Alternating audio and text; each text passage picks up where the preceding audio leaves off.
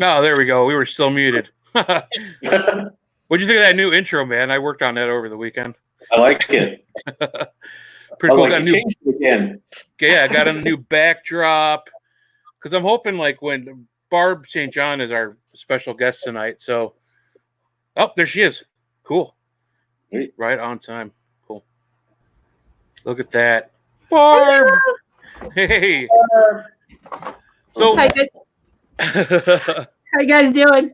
Good. How are you? Yeah. Good to see you. You too. So we just had the introduction. Thank you for joining us. Sure. Crypto heads, the crypto. I'm off now. Sorry. The Cryptic Paranormal Show. It's the Cryptic. Thank you. Welcome to the Cryptic Paranormal Show, Crypto heads. I'm your host, the Goose. Right here is the illustrious, the beautiful Mr. Heisenberg, Mike Bradley, and down there. What's that? I'm coming in. Don't worry. I just lost my page. Oh, okay. Gotcha. And down there, our special guest. Right down there. There she is. Yeah, down. The wonderful, our good friend, Barb St. John. How are you this evening? Good. How about you? Good. It's been a rough week. How have you been dealing with this pandemic thing? Because it's been rough on me this week. Yeah, it's gotten worse this week than previous weeks. You know, when you're a work-at-home artist, you're used to kind of just being at home all the time, right. Doing a lot. That hasn't been a big issue, but the energetic kind of empathic overload this week. Yeah. It's been hard to navigate. Let me tell you. Right. But yeah. Is that me? No, that is Mike trying to sign back in. Oh, I got two of me. What are you doing, man? What are you doing?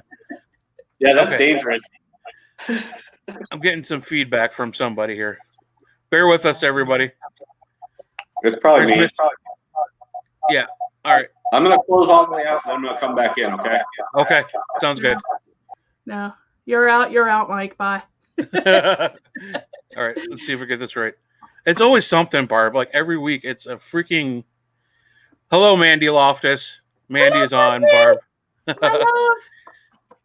She says, hi, Barb, and amen to the empath part. It's been rough this week. Like you said, it's just... I had to get out. I had to go do something. I ended up driving and trying to get my mind straight. I don't know.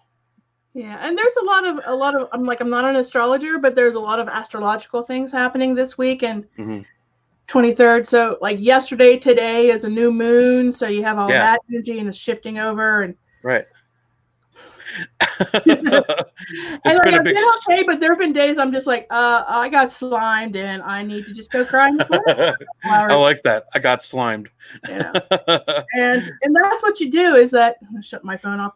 You just, every feeling that you have is valid and okay and needed. Yeah. I had talked to one of my students yesterday and she goes, I've been trying so hard to stay positive. I'm like, why?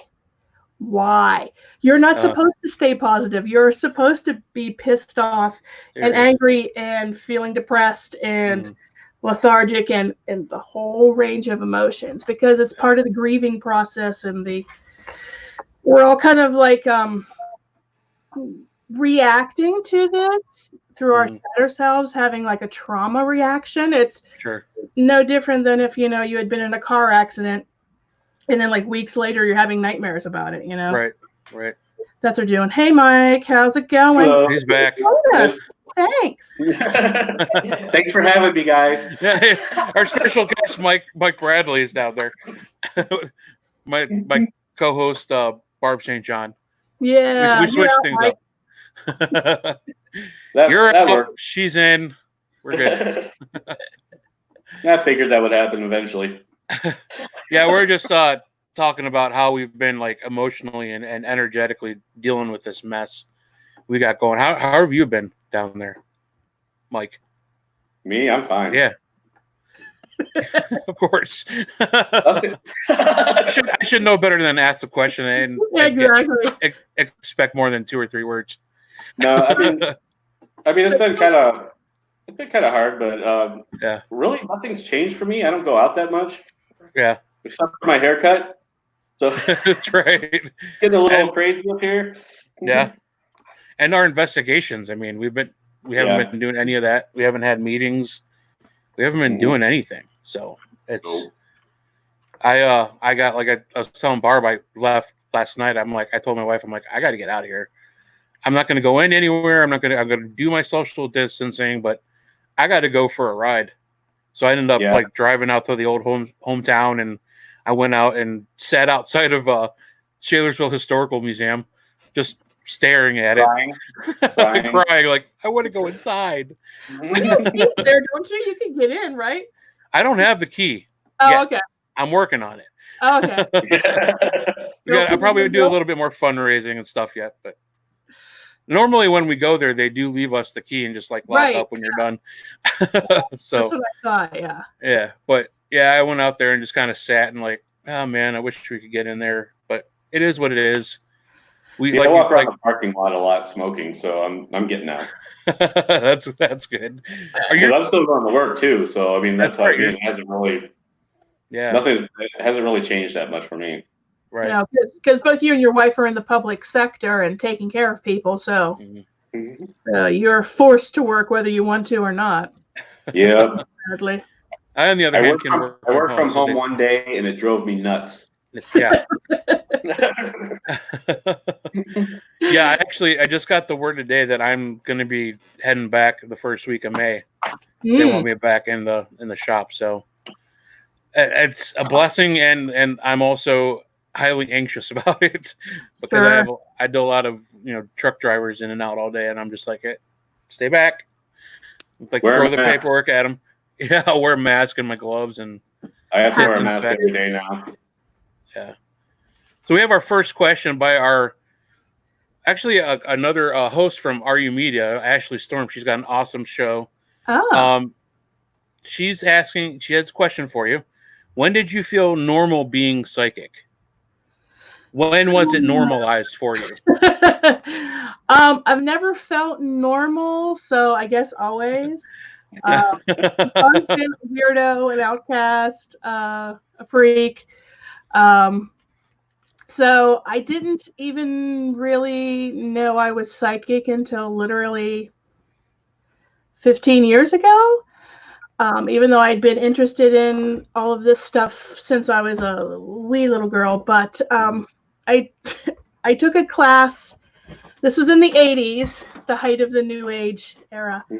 And there was this woman who was a big deal at the time called Shakti Gawain, and she taught a book like Creative Visualization. So I took this class with one of her workshop teachers, and I just couldn't get it. I couldn't get it. I couldn't visualize anything. I couldn't get it. And I'd been doing a lot of Reiki and kind of energy healings at the time. And the woman pulled me aside. She said, honey, you're just trying so hard. You need to just give it up because you're not psychic. Oh, no. I was like, I was 21 at the time. I'm like, okay. I guess I'll just keep doing, Reiki and whatever.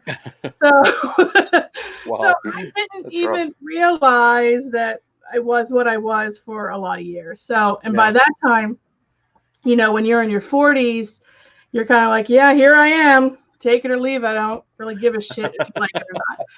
So, yeah, so that's kind of how that all came about. Yeah.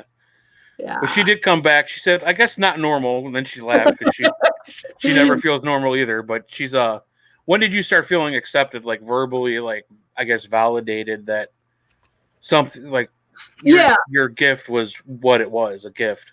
I had always been, like I said, I'd always been the weird little kid, the one who was in the corner reading instead of playing. Yeah. The one feeding the fairies. I'd always been a little weirdo, so I guess my acceptance has always been that I've always been kind of the outsider. So I never really felt a need for kind of any kind of external validation. Yeah. And then, as you get older and you go to college, you find other weirdos, and then you're all like comfortable in your conformity of non-conformity.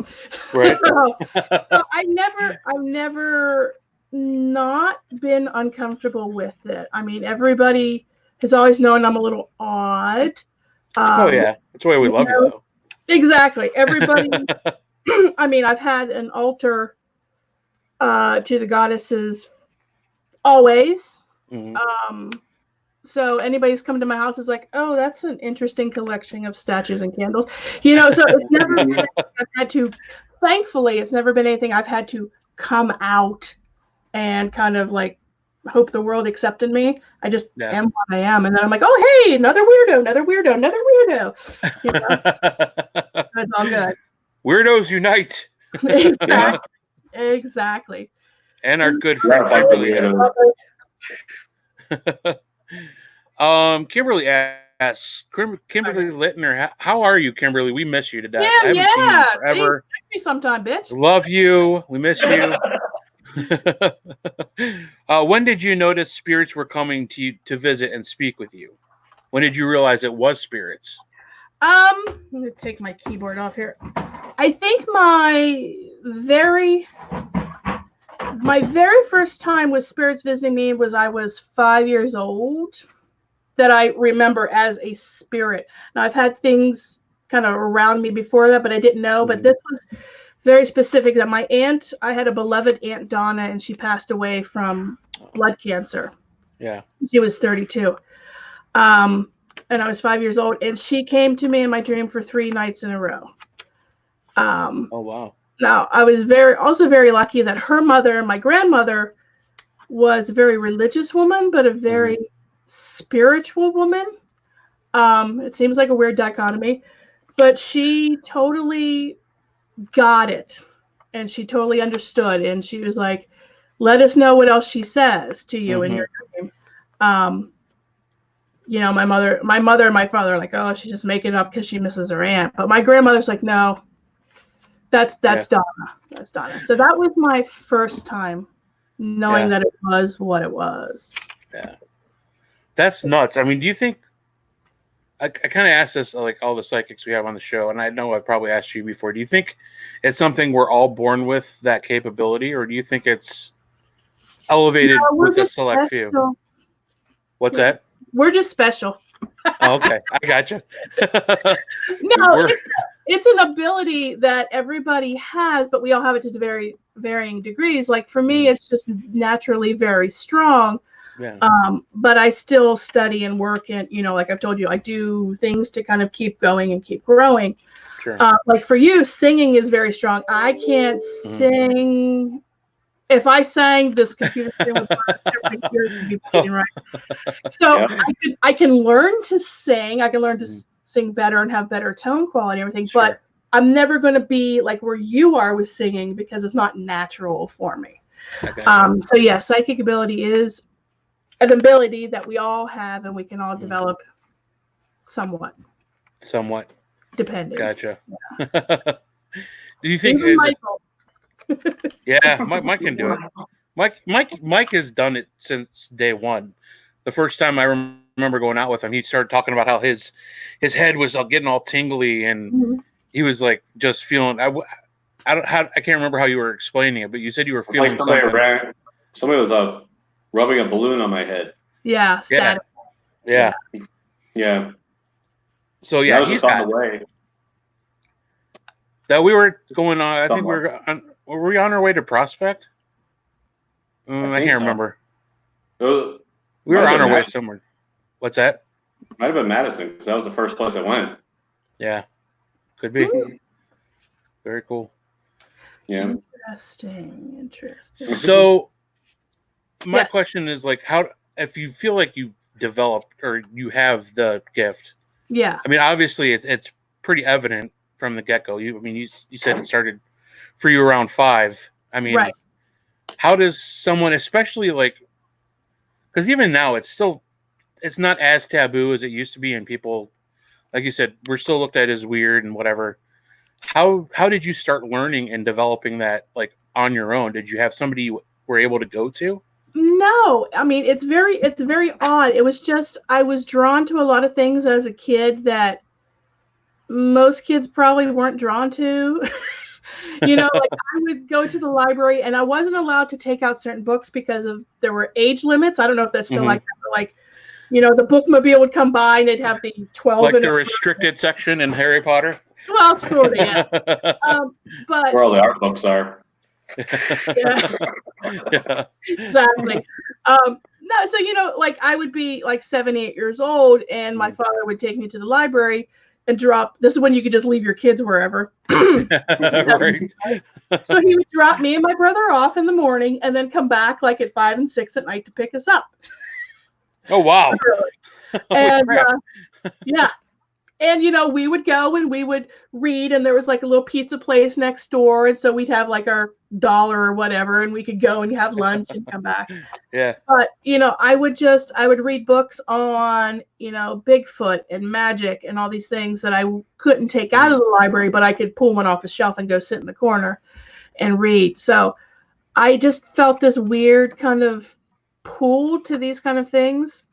Yeah. As a little kid. And, in the 70s, we had like In Search Of and these other crazy shows.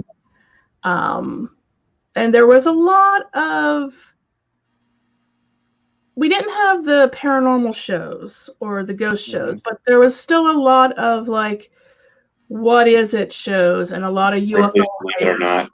Believe it or not. Yeah. A lot of those kind of things. So that kind of just piqued my interest. And, my brother would go to like the car section because he's a car geek. Yeah. And I would go to like the weird little religious occult section. It was like literally St. Clairsville, Ohio Library. It was like this big, And that's just what it is. And I just did that until I went to college.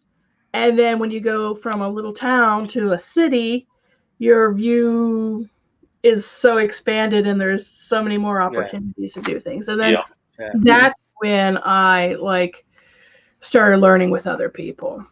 Cool. So but today we have a lot easier because there's the internet, you can read books online, you can take classes online, you can be living in Antarctica and be able to learn, So yay.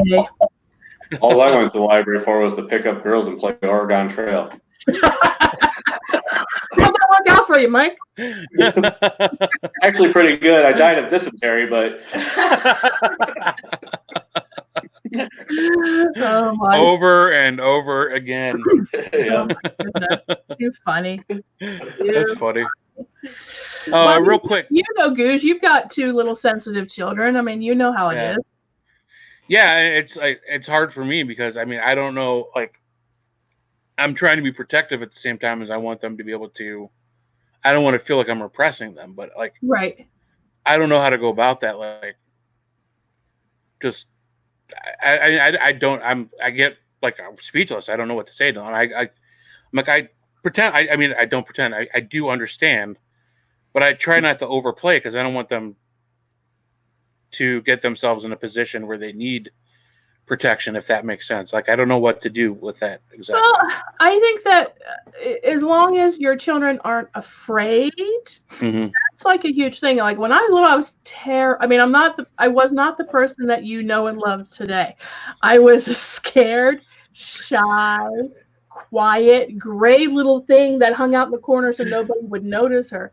So when I was a little kid, I was terrified of all the things going bump in the night, and those things know that, so they come to scare you more to get more energy from you, right? So as long as your girls like know that they have the power to be protected, and the things don't have to scare them, and if something does scare them, they just say, "Get out of my room," and they know that they're in control, then it's okay, and you can just kind of help guide them along that way. Gotcha. Not encouraging them to like play with the pink Ouija board or anything. Not yet. Or way too. I did make them Ouija board. Yeah, it's like a Hello Kitty Ouija board. Oh, nice. I do have the Stranger Things Ouija board. Oh, I watched it by yeah. So I'm gonna use that sometime. Yeah, I but don't think I'm allowed to have a Ouija board. No, you are not. There's Caitlin. Hi, Kate. Hey. Let me see Lincoln, baby. Let me see Lincoln. Hi. Good. Lincoln's good. Oh, He's growing like crazy, isn't he? Yeah. He is. oh, He's like the 92 percentile in height. Mm. oh. Yeah, he's getting big, man. Yeah. Like Is he walking yet? Yeah, a bit. Yeah.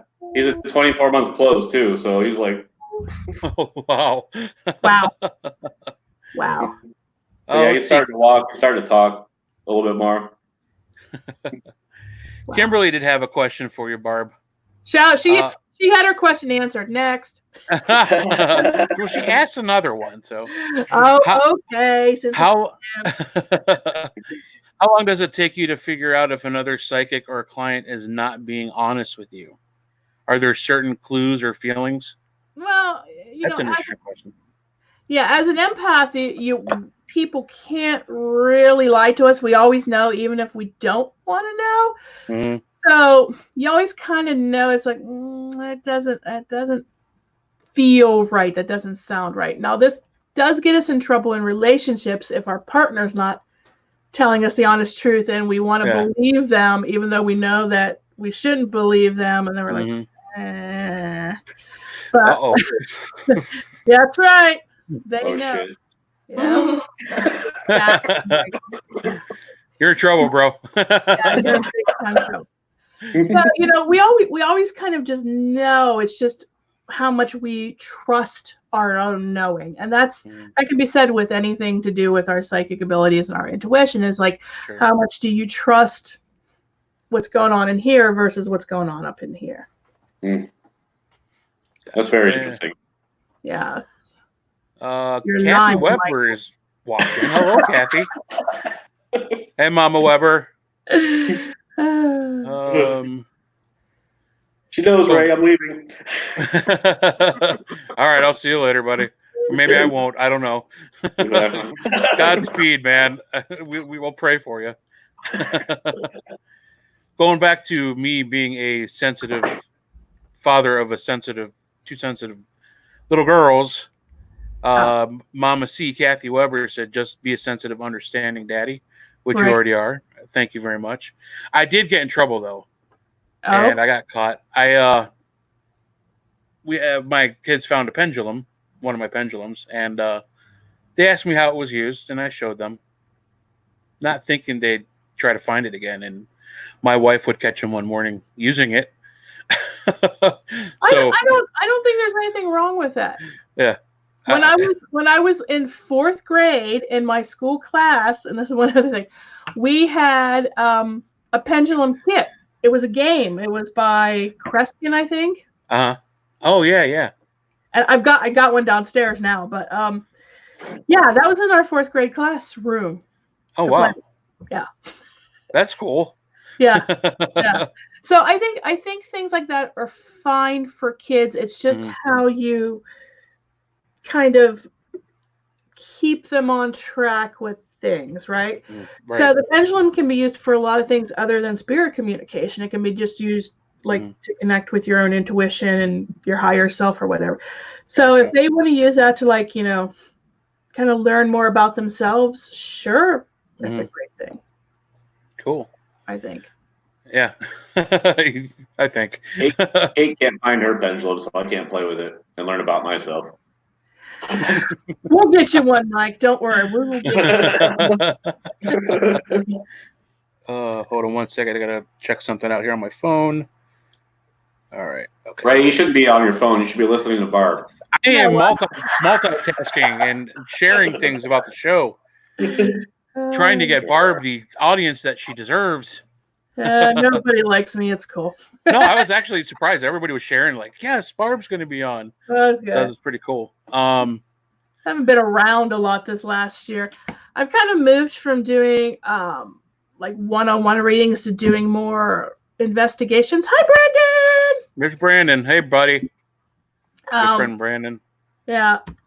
My girls down in Southern Ohio, Revenant Quest, I've been doing a lot with them via phone, like this, Facebook Live. They got a house investigation and they'll be like, are you free? I'm like, sure. Yeah. And then I do a lot of walkthroughs on the phone with them. So, okay. I walk through and we see what we can get and help out. So I've been doing a lot of those, which I enjoy. I think right now I'm in a period where I enjoy doing that more than like a one reading about, yep, your grandfather's here. Yep, he loves you. Yeah. You know what I mean? It's like, it's Yeah. more meaningful to help somebody who's having some problem with their house or their kids or their animals or whatever. Sure. No, that makes perfect sense. How does that work? I mean, how, I guess I don't know, understand how you could pick up on things when you're not physically there to like feel the energy. Like you can see that through the screen. I mean, I guess I don't. Yeah,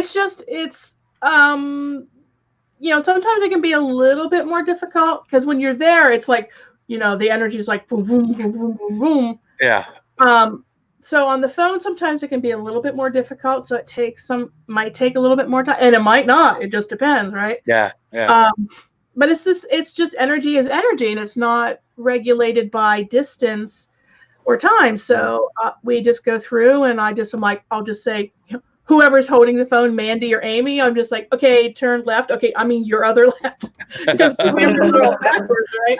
Yeah. Okay, go the other way, and I'll just get a feeling like where I want them, and I'm like, okay, stay here. Ooh. So it's that kind of thing, and I do enjoy it for a number of reasons. First, I don't have to get dressed and made up. Right. Although I did today because I haven't worn makeup in 3 months. I don't have to go out, which again is nice because I can just stay at home in my jammies and do it. Yeah. And it gives them the opportunity. It gives me the opportunity to be able to do it without having absolutely any knowledge of the place or the people. Yeah. So if they're like somewhere in Dayton, I don't know Dayton. I don't know this neighborhood. I don't know the story of this house. I don't know any of that stuff. Yeah. So it's nice for me to feel the validation when I get things right, because I'm not physically there to like pick up on little clues or anything. So I like it. See, Dustin said the government has been using remote viewers for years. Yeah. It's called GoToMeeting. What's that? It's called GoToMeeting. Oh, yeah. Right.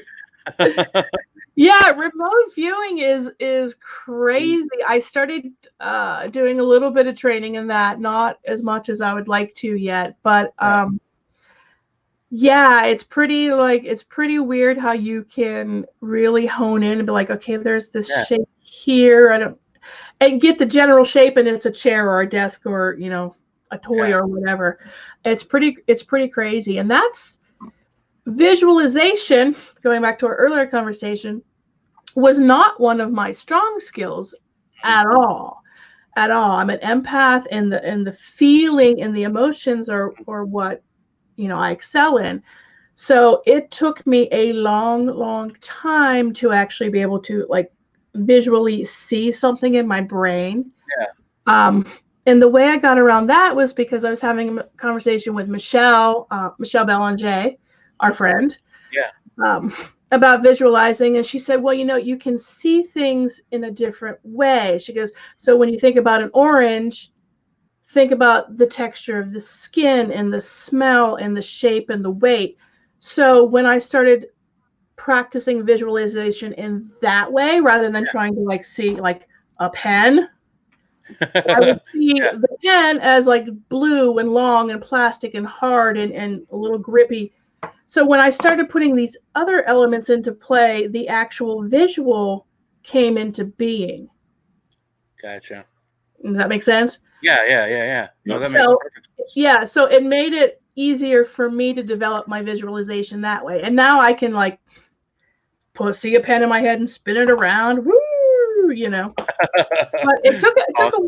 Like I said, I didn't think I could do it. I couldn't do it for a long time, and now I can. So that's something like we can all work on. So where was I going with this? I don't even know. Woo!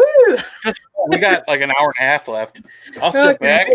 So you just sit back and let me just rip. It's the Barb St. John show, everybody. Yay. Woo! So that's what you do. So that's the visualization. So when you start to do some of the exercises they do in remote viewing, it's kind of the same thing. You might go into the room and you might feel like there's a window there, even if you can't see it in your head yet. Like, okay, I feel like there's an opening over here. Or I feel like there's an opening here that's a doorway, or where a doorway used to be.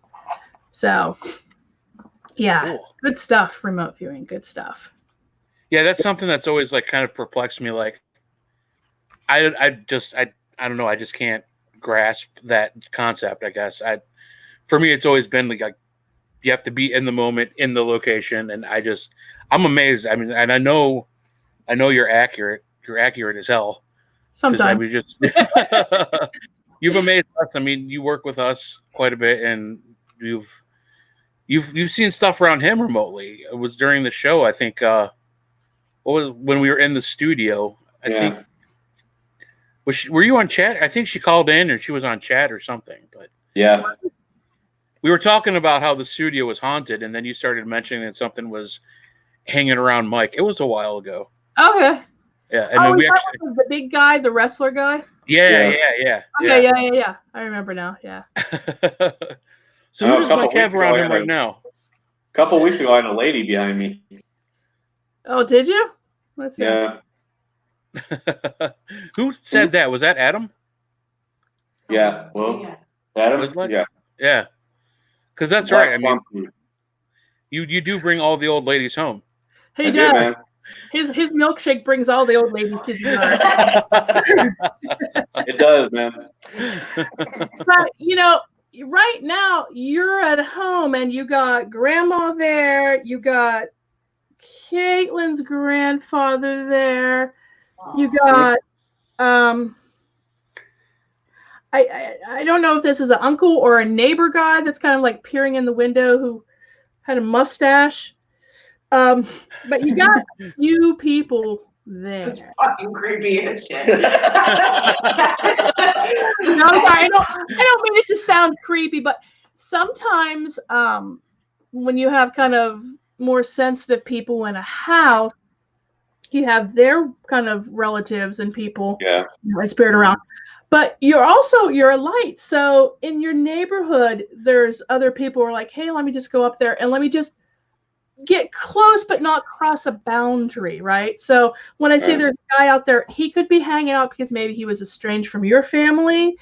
It doesn't feel like he can quite come up and be a part of it yet. Or he could be a neighbor dude who's just like, oh, hey, look at that, just peering in and in a nice and friendly, loving kind of way, not a creepy pedophile. Right? Well, that's good. Whew. Come on in, dude. Yeah. Mike has, and I've said this privately to Mike before. Mike has a lot of abilities that he is refusing to let shine. That's fair. He knows it. Yeah. And I don't pressure him. And Caitlin is also sensitive, and their baby, that baby bugged me for years before he came in. Yeah. I remember those conversations. Yeah. I'll tell you how good she is. She was just off by 1 month, a year before the baby was born. Yeah. It was nuts. Yeah. Yep. She called everything. Yeah. So, there's a whole family of light down there. So, yeah, I'm not surprised Adam saw a lady or two around Mike. But Mike's always bringing them home anyway. I mean, if I were Caitlin, I don't know what I'd do with Mike because he's always bringing them. Well, it's not his fault. It's like he's asking them to come home. They usually try to mess with her, too. They don't mess with me that much. No, because they like you. They want her out of the way.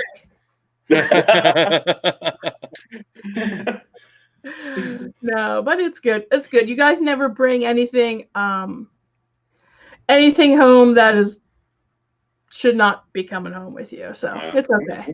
It's okay. So yeah. So do you? Yes. I'm hearing myself now. Hold on a second. Something weird's going on. Okay, there we go. You guys hear me okay? No. What? What? All right. I'll see you guys later. Go ahead, finish the show. You should have known when we answered you when you said you hear. Oh, Jesus Exactly. Christ. Exactly. So you actually mentor people with this now, Mhm. correct? Yeah. What kind of classes do you offer, and what do you teach? It depends on the person. So some people want to work on their empathic abilities and not being quite so empathic, Yeah. which is just a matter of boundaries and clearing off the energy and stuff. Mm-hmm. Some people want to work on their psychic ability, and some people want to work on their mediumship ability, and some people just want to know kind of what's going on with them Mm-hmm. and how to deal with it. They don't want to actually do anything with it. They don't want to be a psychic or an empath medium, but they want to know how to kind of just get a grip on what's going on with their life and move forward in life. Right. And that's okay too.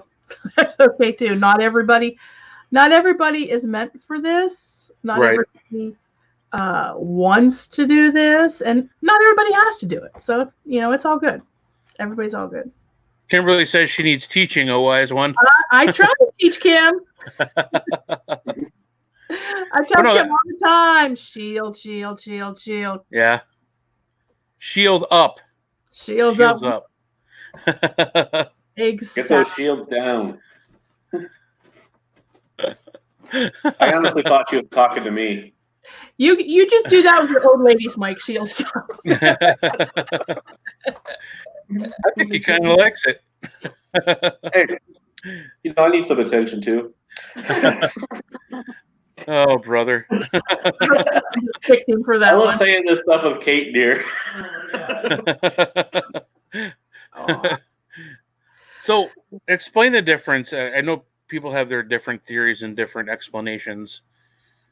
What for you, Barb? What is the difference between psychic and medium? Some people use them interchangeably, and it's not. Yeah. I mean, from what I've learned, it's not really the case. Yeah. So your psychic abilities is kind of like how you get the information. So, clairaudient, you hear it. Mm-hmm. Clairsentient, you know it. Claircognizant, you feel it. Like you have the clairs. That's your how you get the information. Mediumship is communicating with another being, usually a deceased human being, but not always. So it could be human, I should say, or animals. But some people also use the term mediumship in regards to communicating with angels and other extraterrestrial, other interdimensional beings. So, there's a little bit of vernacular with that. I'm like, to me, that's not communicating with angels and other beings. Is channeling, not mediumship. But that's my own thing. Everybody's got their own thing. But so that's kind of the basic breakdown. All mediums use psychic abilities to do the communicating, but not all psychics have the mediumship ability, right? Gotcha. So just because you can see a ghost doesn't make you a medium, because unless you can sit down and open yourself up and say, okay, who's here? Yeah.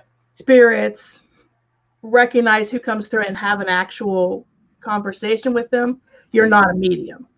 You're just sensitive. Yeah. And people get really angry when you tell them that. people for whatever reason think like mediumship is the pinnacle of the metaphysical pyramid. Personally, I don't think it is. It's just another way of doing things. Yeah.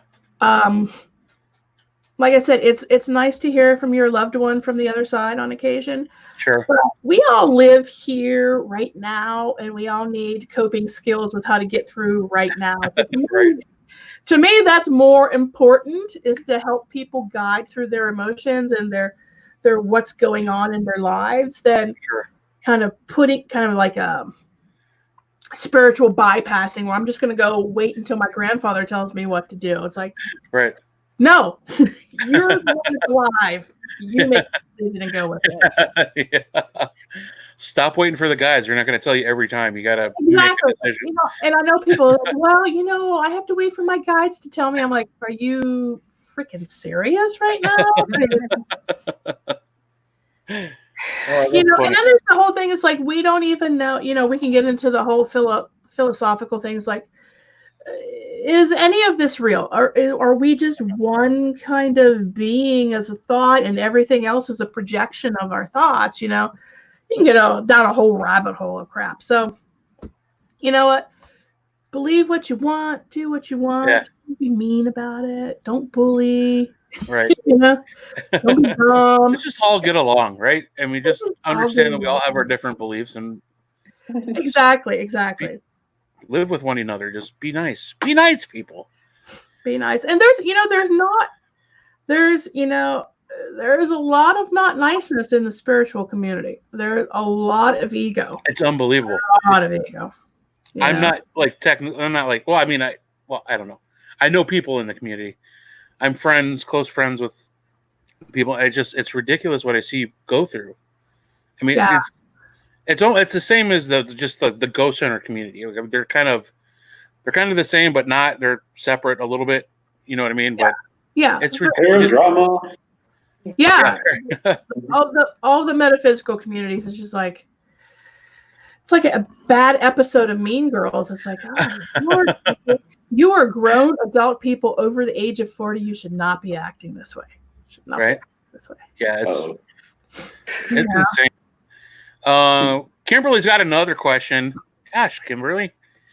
Is Kim the only one in our chat tonight? No, there's a lot of people. He must really miss you. I haven't seen Kim in fall. I haven't seen Kim since the fall, like my last September or whatever.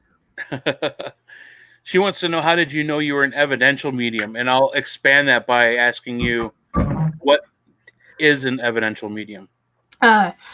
So an evidential medium is a medium who can give you but a medium who can give you specifics. Gotcha. Not just like your grandmother's hair and she loves you. It's like there's an older lady here. She passed in when she was around 76. Mm-hmm. Her hair's a black and white mixed color, but it's a wig. She walked with a cane. She had a little black and white dog. Blah, blah, blah, blah, blah. We can give you like very specific evidence, not just a general kind of thing. So that's the definition of an evidential medium. And how did I know when I was one? Well, I think it was about 10 or 11 years ago. Wow. Okay. I thought I was going crazy. Oh, you are, but we love you. No, yeah. But I mean, seriously, I thought I was losing. I mean, this is dead serious. I thought I was losing my mind because I was seeing things that weren't there. Yeah. Right. I was hearing very loud voices that there's nobody else in the room. I would, let's see. Let me pull up a card here. I would like pull up a picture. I would look at it, just be reading a magazine and pull up a picture, and like the water in this card would start flowing and the cape would flutter from the wind from a still picture. What? So I was like, I'm losing my mind. Now I seriously I'm going crazy here, right? So you go to Dr. Google and you type these symptoms in, and it comes back and tells you that you're schizophrenic. Well, I nearly lost my mind over that because I didn't want to be a crazy person, right? So I saw a specialist. And the day of my appointment, the specialist was not there, so I had to see a fill-in doctor, which I wasn't too thrilled about because I wanted to see a woman, and I got a man. So I went and I told the guy all this stuff, and he leans in and he goes, "Did you ever think that maybe you're having a spiritual awakening?" And I was like, "What are you talking about?" Like, Yeah, I don't know what you're talking about because at this point, I still hadn't kind of melded my interest in paranormal metaphysical with who I am, right? Sure. I was like, he's like, he goes, I know it sounds crazy, and if you mentioned this outside of this office, I would deny that I told you this. He goes, but I want you to go, I want you to go look up signs of a spiritual awakening, and I think you're an empath, and he told me all these things, and I was just like, well, here's $50 wasted on a copay. I was like, great. And I come out and Rob's like, how'd it go? I'm like, guy's crazier than I am. And and the guy had asked me questions. He's like, well, do you have a history of mental illness in your family? I'm like, well, just depression, but not like this. And I was sure I was nutso, right? I'm like, no, you don't understand, dude. I am seeing things. There's a cow on my wall. He's like, crazy people don't come in here and try to convince me that they're crazy. Crazy people come in here and try to convince me that they're sane. Yeah. He said, and you don't have a history of mental illness in your family, so this is what I think. And I came out, I'm like, this is ridiculous, right? So it took me a couple of days to like get over my anger. But the guy would not tell me I was a nutcase and I needed to go get a lobotomy or something, right? And he charged you $50. Yeah, and a $50 copay. Give me 10 back. Yeah, it took me a little bit, and then I looked it up, and that kind of started me down a whole nother rabbit hole of where I've ended up here. Yeah. So I was like, whoa, you just go Google, signs of spiritual awakening and checkpoint, empath. 30 signs of an empath. I've got 37 of them, just right down the list. So I started doing that, and then I started to kind of go out to the public ghost hunts here in the area. Yeah. I met all of you. And that was just me kind of feeling out what I was able to do and who I am and all that. So I would do that, and then I would take some classes locally. I did a lot of practicing on Facebook groups because there's a lot of like free reading groups. So I did a lot of practicing that way. And then eventually I got into a development circle and then started going to Lilydale to take classes, and boom. Here you are. Here I am. Yeah, I was going to ask you how you kind of got involved with the paranormal groups, but you answered that question. So there was my question. I spent all day trying to figure out what to ask, so I'm done. Go ahead and ask me, Mike. I'll pretend like I didn't think. Yeah, ask her. So how did you get involved with the paranormal groups? Well, I was trying to figure out what I was, what kind of a weirdo I was, and what I could actually do, see, feel. So I started going to some stuff. I think my first one was with Kathy Weber and the Willoughby Ghost Walk. And I did that a couple of times, kind of stalked Kathy a little bit. And then I think I begged Ray to let me come to the Pig Barn event, Barberton, because that was not open to the public. But I'm like, please let me come. Absolutely. Yeah, and then that's how it kind of just started, and then I did it that way. I don't think you really had to beg, right? No, I'm like, yeah, come on. See what you got. Yeah. No, I mean, that was part of the gig. I was trying to get people that wanted to check the location out in. I mean, and I think I just friended Barb on Facebook. Pretty much. Yeah, that was like 6 years ago, I think. Yeah, it's been a while. At that same time, I had attempted to kind of get to know a couple of other local groups, and they just couldn't be bothered with me. Really? I didn't have any credentials. I didn't have any applicable skills to them, I guess, and they just couldn't be bothered. You didn't like your resume? I don't mean, think those groups are around anymore. Yeah.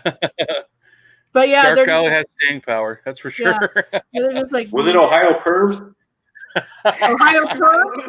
No, There's they're actually a group in Medina. Yeah. That's the worst, man. I can't believe that. Ohio Pervs? Yeah. Yeah, in Medina. He's been I forget trying to what it get them to stands send for. him a shirt. I know I haven't mentioned them in a while, so I figured I'd throw it out there. No, now I want a shirt too. Damn.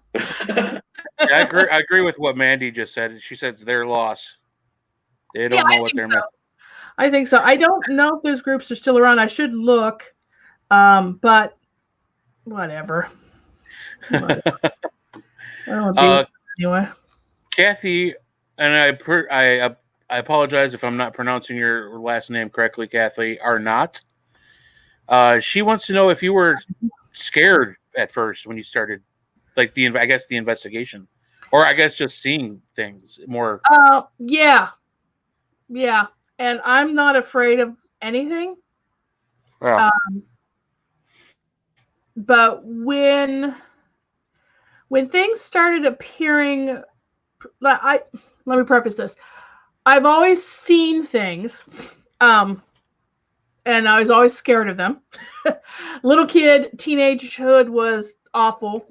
You know, and it kind of slowed down through my 20s and 30s, but I would still be, I was not secure at all. And I'm not afraid. I'm the kind of person not afraid of anything. I mean, I get in bar fights, or used to. I've seen the pictures. You know, I'm like, bring it on. It's hardcore, man. She was hardcore. Exactly. So I'm not the kind of person that, you know, is afraid of things, but they are very scary when it's dark and you can't see and you don't know what's going on, and you have all these feelings coming up, and you don't realize that the adrenaline rush that you're getting, that you think is fear, is really just kind of feeding off the energy that's around you, right? So yeah, I used to be terrified. When I moved back out here from San Francisco, I went to stay near my mom for a while in Wheeling, and that's when the stuff really started happening 11 years ago. And that place that I lived in, that apartment I lived in, was really haunted with a really unhappy ghost that didn't like me in his space. My little dog would run down the hallway to the bedroom and then stop and wait for me. And then, yeah, like I couldn't get undressed in my own bedroom because it just felt that uncomfortable. I had to go to another room and put on my pajamas, and then yeah, and that was really bad. And it wasn't until I started taking classes with people and really learning, like I told you with the girls, that I'm the one that has the power here, and I don't have to be afraid. Now, when things happen, if people are like freaking out, I'm the first one to run into the area that they're like, oh, there's a demon in there, or there's a whatever, right? Let's see, Christine Burke. Let me answer Kimberly's question real quick. Okay. If you go to in the Medina Square, there's a coffee shop. I think it's on the corner. They have a whole article about Ohio Pervs because they investigated that spot. So I'm writing this down so I don't forget later. Yeah, there's a whole article about it. That's hilarious. I mean, it's weird, but it's hilarious. Yeah, it's in the square, that little square where they have all those shops and everything. There's a coffee shop on the corner. I can't remember what it's called. Cool Beans or something? I don't know. Yeah, I think I've heard that place. Yeah, there's a whole article on there in their foyer about that, and I just started laughing. But so you guys don't know who they are? No, we've never heard of them before. I'm the only one. I think I brought it to us. Yeah, you're the one who brought it up. I'd never heard of it before. And Pervs does stand for something. It's like it's a it does. Somebody had to think way too hard for that one to make sense. Oh yeah, if you look at their name, you're like, how did you even put these together? Oh, I am looking that up later. Let me tell you. Looking it up later. All right, I got a watcher asking a question. Her name's Christine Burkamp. She wants to know are there ways we on this side can help those on the other side. I really wish we could help souls who suffer. I often worry about the souls of children who are lost, especially. Okay. Well, I have a very not popular belief about who we communicate with in souls. So my own personal belief is that when we die, our soul goes directly back to the source, to God, to the divine, to spaghetti monster, whatever you want to call your version of divinity. Yeah. Okay. So our soul is immediately taken back into that lake of being, right? And what we communicate with is a personality aspect of the soul. So I tell people, you don't have to worry about a soul, the essence of somebody suffering, but the personality shell can be in a not quite so good space, because Gotcha. much like when you're alive, you might get yourself into a situation which isn't the smartest situation, but you stay in it because you're too stupid to get out of it, right? That's a mean thing to say, but sometimes we get into situations like maybe you get in a relationship with somebody and you don't really like them, but you're just kind of, they're okay. I could get better, but you just kind of stay in that situation because it's easier, right, Mike?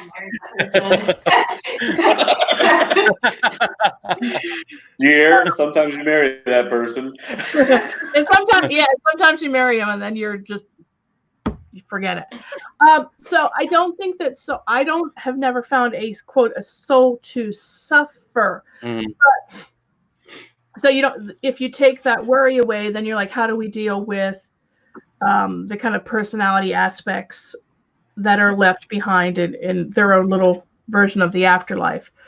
And for that, it's a matter of the living, understanding, and being having empathy for and sending love to those beings. So I've seen a number of women who have lost children very, very young, be it miscarriages to, babies to toddlers. And they're always very concerned that their child has suffered in some way, or because they left so early in their human life that they're unfulfilled, right? And the truth is that we all have soul contracts, and we kind of figure this stuff out before we even incarnate. Sure. And the baby says, you know what? You want to learn unconditional love and also healing from pain. Well, I'll take on the role of the baby that leaves early. And because I want to know what it's like to be so loved for just a very short period of time in human form. So we all have these kind of like tapestries that we weave with the souls that we come into this earth with. So you just light a candle, say your prayer to the person that you're missing or the person who's gone, and that does help them on the other side. And especially for people who were victims of their own mental issues. So suicide people, their souls, again, immediately go back to God, but the personality construct is so oftentimes so shamed by the choice that they made to exit this world that they need a lot of understanding from the people still alive to be able to then go to their version of the good place. Gotcha. Mike, your father just asked a question. The father of Michael Bradley, Mr. David. Do all people have this ability? I have heard people only use a small percentage of their brain. And have you just found that area that opens it? Well, yeah, I think everybody has the ability. I don't know if I've opened it or mine or not, but yeah, we only use like 5-10% of our brain. So if that, So yeah, I can't imagine what it's going to be like if we're still around in 1,000 years, that we've all expanded our brain capabilities. Yeah. But yeah, we can do it. Got a question from Jess Clark for you. She says this is a weird question, but do you notice spirits coming from a certain direction? For me, I always see or feel them, etc., from the south. Okay. I just didn't know if I was the only weird one. No. Jess is a big fan of ours. We love her to death. Oh, Thank you, okay, Jess. yeah. No, not at all. Some people, a number of mediums, when you take classes, will try to teach you to feel spirits coming from certain sides. I always failed at that. But other people are really good at it. So, the left side is father's side, the right side is mother's side. Over here's grandparents and then cousins and back. Yeah, so there's like certain people can do it from certain ways. For me, everybody comes in on my right side. Gotcha. For you, they're all coming from the south. So yeah, you're not a weirdo at all. It's just how we are able to perceive where they're coming from. Like I said, some people are able to have their dead people line up. Nobody listens to me, here or dead. So they're not lining up. I can say, yeah, can I get the mother on this side? They're all just right here. It's like just getting them to line up. Period is hard enough, but like in a certain area. Yeah, sometimes that's the case too. Like I did a reading one time at a psychic paranormal early on, and the woman came in. And she sat down. She goes, okay, I want to get a mediumship reading. I'm like, okay, so I get all zen. And these 5 dead women come in. And they're all bickering about who's going to speak first. And I'm like, I'm like, I'm sorry. And she's like, no, it's okay. It's okay. So the whole 15 minutes was these 5 dead ladies yelling at each other about who was going to talk to this woman first. And none of them got to talk because they were all yelling at each other and I couldn't get a word in edgewise. And I felt so bad at the time because it was like my first year of doing those kind of in-person fair readings. And, but I had the information, like I knew who each of the women were. I could describe them to a T physically, but I couldn't get any kind of message from them. So that does happen too. Sometimes they don't care. They're not listening to you. They just have their own agenda. Really quick, going back to the question about the helping the souls. Yeah. Christine said, thank you. That was very helpful to her. And she was touched on, you touched on personal issues that she had. So she thanks you very much. You're welcome, Christine. Kathy Arnott, and I actually pronounced her name right, so I'm glad, Kathy. She wants to know, what is it if I know when someone is thinking about me and who it is? And if it's good or bad thoughts, do you think I could get better at doing that? Okay, so she wants to know what I would call that ability of her being able to know when someone's thinking about her. Yeah. Well, so she could be... there's her picture. Okay, hold on. Pull that back up. Okay. Yeah, I can see her now. Okay. So she could be empathic or telepathic. Okay. Let's see. What if it's good or bad thoughts? So how do I put this? Empaths feel the emotions, so we can tell like who's doing what and what somebody else is emotionally. Telepaths are able to kind of communicate mind to mind to another person, right? So it's kind of like next level of empath. So Kathy has both of those abilities. As I was looking at her picture, she can definitely work on both of those skill sets for sure. Now, she wanted to know something about if it was a good thought or a bad thought. Well, that's on that person, not you.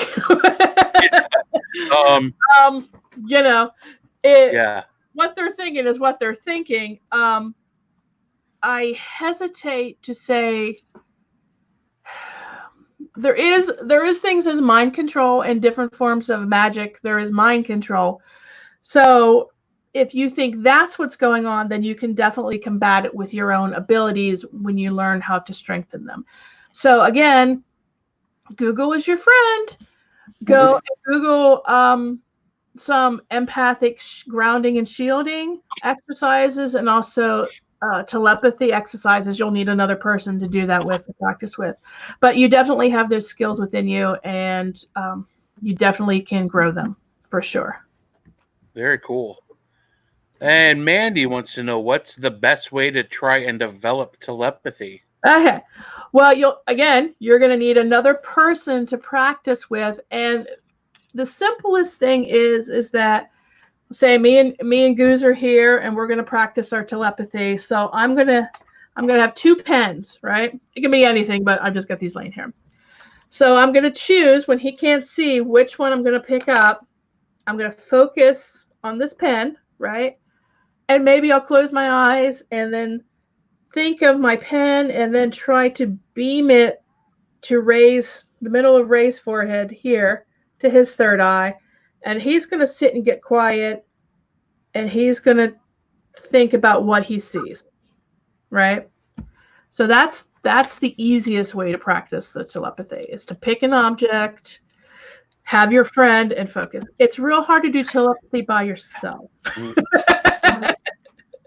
Yeah, and actually our friend Michelle Bellinger, she made those cards. The little round cards. It's like, I don't know if I even have them with me. I might have them in my bag here. But... Michelle's got that deck. I don't have mine up here. She's got the deck of psychic development cards. The deck with the cards. I can go get it. You want it? Kate's gonna go get it. Cool. Okay. So her deck has a number of colors. I believe the Zener symbols, that kind of thing. And those cards are excellent. I recommend that everybody get them if you want to develop your psychic skills or your telepathy skills or your empathy skills too, because each card has so much meaning on them and different ways to kind of send out that energy to the person that you're practicing with. Yeah, I did very well with those cards. Did you? Yeah, he did. He did awesome. I'm not surprised. Sweet. There you go. Yep, they got different colors on there, and you try to. I could do it. You're just trying to figure out either color or season, right? Yes.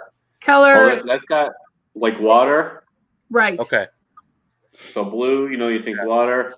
The white one's got snow, so you kind of take that way.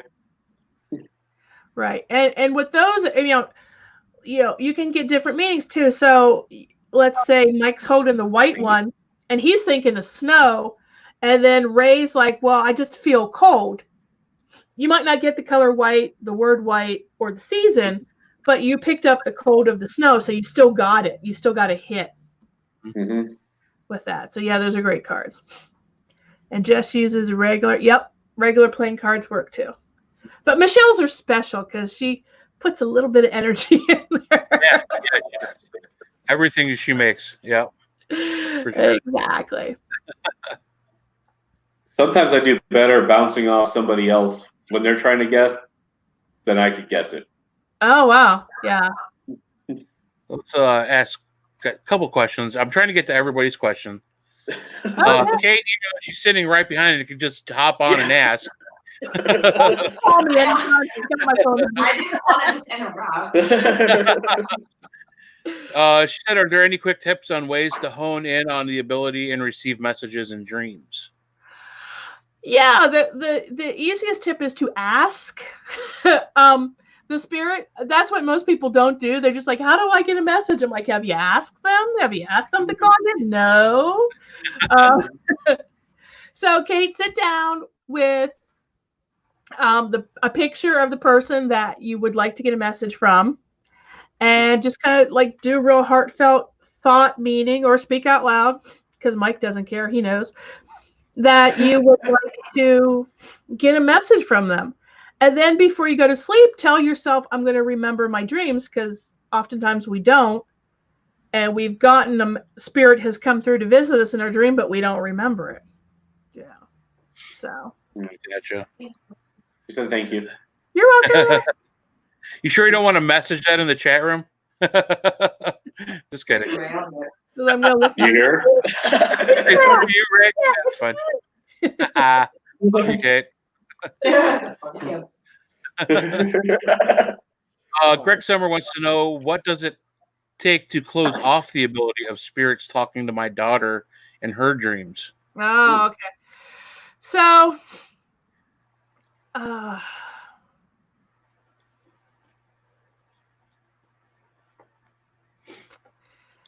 your daughter comes from a long line of female sensitive people. When I don't have a picture of her, I can't see her, but I'm just kind of feeling, when I feel into that energy of that, I just feel this long root of energy going down. So she comes from a long line of that. So with her, she needs to know what's going on and be taught how to deal with it. And I understand if she's young and doesn't quite understand what it is, she still needs to know how to deal with it in a way that she can understand. As a father, the things you can do some things physically to kind of clean her room and clear out the energy and set up some boundaries, but she is so powerful that she's got to learn to take control of it, even if she's only 3 years old. She's got to learn some control. And I know that sounds scary, and I don't mean it to be at all. She's just really, her energy is really, really strong. So I don't want her to grow up afraid like I was as a little kid, or however old she is. I don't want her to go through life afraid when she doesn't have to. Is he still on there? Yeah, he said she does have some type of gift. Yeah. I'll throw his statement up there just in case you're seeing anything else. Okay. Mark, do you have a... Oh, go ahead. No, you go ahead. I'll get you next. I was going to ask if he had a picture of her, or if he wanted to send me a picture of her and talk about it, not quite so publicly. That's cool too. Okay. He said she's 21. Oh, is she that old? Well, he still thinks of her as his baby. I'm sure. That's his baby. My daughter is never going to be my baby. Yeah. Is there a do you have a a Facebook address or whatever so that people can get readings? Because I saw that someone was asking, but they should probably do that through your page. Yeah. If you're doing it. Page, whatever it is, I don't even remember. Just look her up. Yeah, we'll link it in the Facebook group. The message here somewhere. If Ray can, that would be awesome. That's what I was talking about. Get her the page and everything. Right. I'll get you the information there, Leanne. Cool. And Greg said I guess they had to have their house cleansed as well. Yeah, it's going to need a little bit more than that. Oh, okay. Like I said, not to scare him or anything, but when you have a lot of energy, you need a lot more than your cursory. Let me just rub some sage around and whatever. Kate's typing in another question. Go ahead. Because she wanted me to ask it. I don't know how to say it. Well, just move her to the camera. I tried. She was like, no. No, I didn't shower yet today. I can't. Girl, I got my Rona hairdo on. Come on. My hair's okay. Okay. Hi. Question. So do you which you may believe probably, but for instance, can people come back? Let's say somebody knew Michael in a different life, he was friends with, like, let's say like Lincoln, and that person can actually like come back and into, you know, his like physical sense now, like they knew each other in a past life kind of thing, and they wanted to reconnect. So Lincoln, you know, essentially like they knew each other, I guess. Because we heard that from somebody. That your child knew you from before? Mm-hmm. Yeah. Well, you And know, that, like, he's been hanging around for 6 years. What? I said, you know, he's been hanging around for 6 years. Oh yeah. So like I feel like, you know, maybe he knew, you know, like he and Michael were friends in a different life, and he wanted to reconnect with them. So it was like, okay, I'm gonna manifest as this child, you know, Yeah. to come back and be in his life. For sure. Yeah. Now, I have not read your child. Let's just let everybody know. I haven't read your child, but I have read you for many years. Yeah. Oh yeah. Yeah. And that's why I made the joke. He's been hanging around for 6 years, because he came out about 6 years ago when Caitlin was hoping to get pregnant. And I said, you will, but it's not going to be soon. So yeah, I think that's very possible. We're going to have to get together when he gets a little bit older. Yeah. And then see what he has to tell us. Cool. Some people will read a baby. I personally just think, like, if that soul's just come into this earth, just let it get acquainted to the human body again, and to the form and to the beings around them before we start trying to pick his little soul brain. But yeah. I mean, it's more than probable, because we do tend to come into what we call soul clusters. So we've kind of done these things before, and then we pass on, and then we come back. Okay, we want to meet some new people, but we still want to hang out with some of the people that souls that we've known and loved forever and ever, right? So we do have soul groups and soul clusters. So yeah, I'm thinking that's probably very true, that you guys have known him in other ways. It's funny because one day I was like talking, I just called him Jim out of the blue. Did you? Like I was like, "Come here, Jim." Yeah. And then I was like, "Wait, Lincoln." You're like, what? Whoa. Yeah. Yeah. So what I would do is I would make sure you write that down somewhere, like maybe in his baby book or something, because that's a small thing that's easy to forget in 5 years when he's an adult or older. But that's something to, like, he might start calling himself Jim, or might be saying that, you know, when he's 4 or 5, and you wouldn't be able to put the two together if you forget now, right? Mm-hmm. Yeah. The Jim? I don't remember. We already forgot. Thank you. I'm pretty sure it's Jim. Is there Jim or James? So yeah. Close, yeah. All right. Let's see. Got another question for you. Yes. From Steve White, a good follower of the show. Thank you for listening today, sir. Hello, Steve White. Have you ever made contact with a shadow person? If yes, was it a good or bad experience? Shadow people. So, yes. Short answer, yes. Longer answer, both.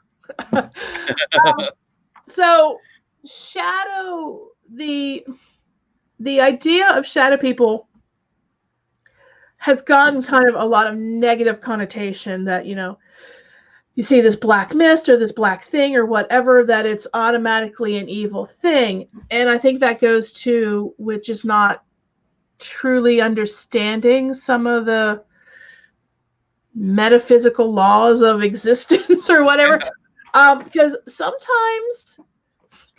first off, not everything that's dark is evil or negative, right? Sometimes beings just don't have enough energy to form enough to become a lighted kind of spirit apparition. Mm-hmm. It's like green tea. So, you know, sometimes a shadow is just that they don't have enough energy to kind of become whole. When I do mediumship readings with people who've committed suicide, the reason I know that they've committed suicide for me is that they come in veiled in darkness. And I'll say, I feel like this person's taken their life. so they're not a bad person, but they don't feel good, so they come in with a lot less energy. The same with spirits in houses. Sometimes I've seen some because they just don't have enough energy to come through. Now, I've also come across some weird negative things that were dark and some weird negative things that were white and misty. Yeah. So there's kind of no rhyme or reason to it. Over the past, I think since summer, maybe fall, I live in a neighborhood that was kind of built in the 40s. My house was built in 1941, and I bought it from the original owner. So our neighborhood's older and quiet. There's a lot of weird stuff in this neighborhood.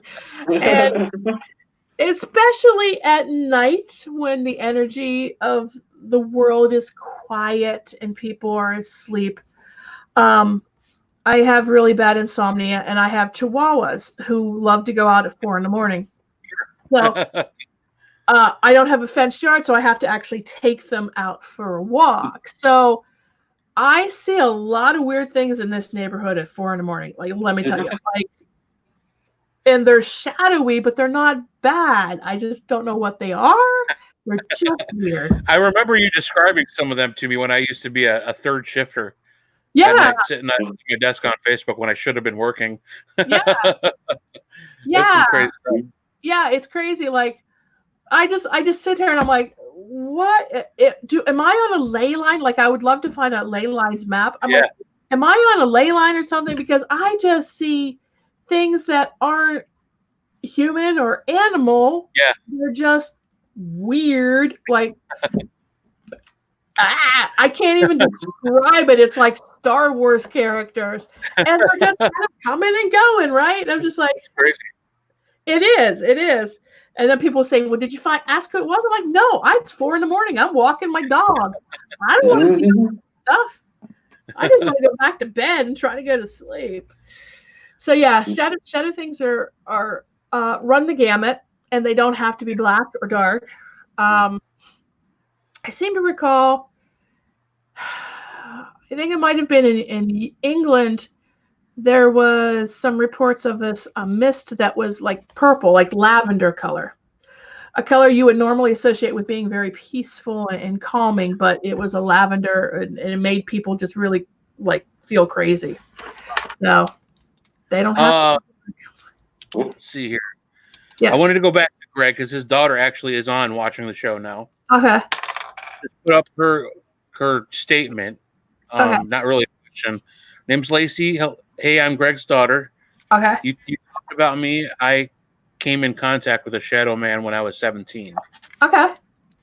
So, throw that out there. It's related to what we were talking about with the shadow man. Thank you, Lacey.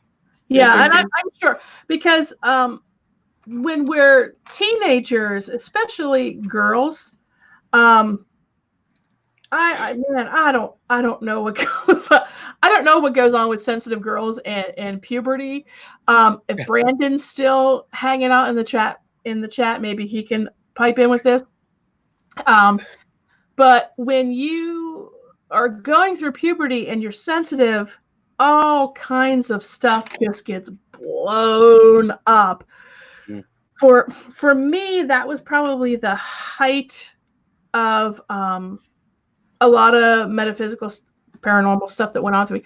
We had a lot of PK, psychokinetic stuff going on in my house from the time I was 12 until I moved out at 18. So dressers would move, doors would slam, light bulbs would bust, just all kinds of crazy stuff. And that's not uncommon with sensitive teenage girls. Household, so get prepared. I have no idea. I have less than a year for that. Yeah, it's possible. It's not all the time, but it's often a lot of times, and I think that has to do with kind of your gifts kind of literally imploding, and you're stuck between being a kid and being a woman, and you don't really know your place there, and your body's changing and your hormones are going, and then you've got all this energy, and it just kind of comes out, literally, physically. Like a ticking time bomb. Yeah. Get ready, Ray. You're in for a bumpy ride. Oh, it's already bad. They're already, yeah. I see it. Yeah. Yeah. So, you know, if things really start going haywire in your house, that's why. Just blame the girls. All right. But yeah, it's crazy. So I've talked to a lot of people and a lot of women, and like, yeah, when I was 15, when I was 16, when I was 13, I was like, yep. Yeah. That's what happens. And then some people have it then and then never experience it again. You know, it's just, we're all kind of different and our levels are different. Let's see. I'm going back a little bit because Jess had a good question for you. Oh. She wanted to know how you receive your information. I know we all receive differently. What's your strongest ability or abilities?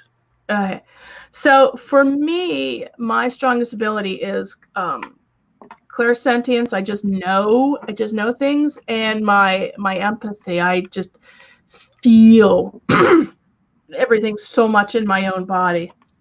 Those are my strongest things. But I have strengthened all my other clairs too. I think that clairaudience is my least good skill, the hearing. But it's getting there.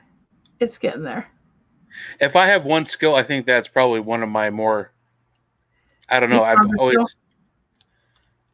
know if Michael will agree. I mean, Kate and I have both heard things that the rest of you haven't, like voices talking. I mean, it's been, it's I pretty. hear him here. Do you at your house? Yeah, I hear him a lot here. That's not just Caitlin talking to you, and you're just kind of. No.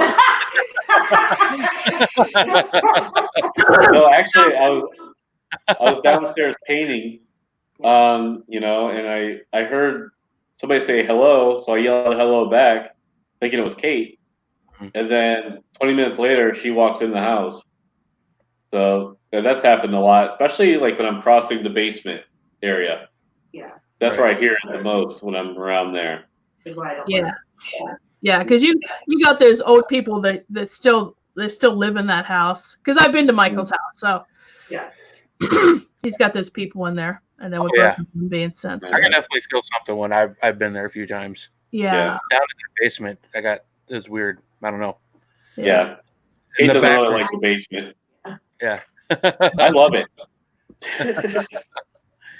Mandy asked, "What would?" let me try that again. Blah, blah, blah. What warning would you give someone who is just delving into the realm of the paranormal? Good question.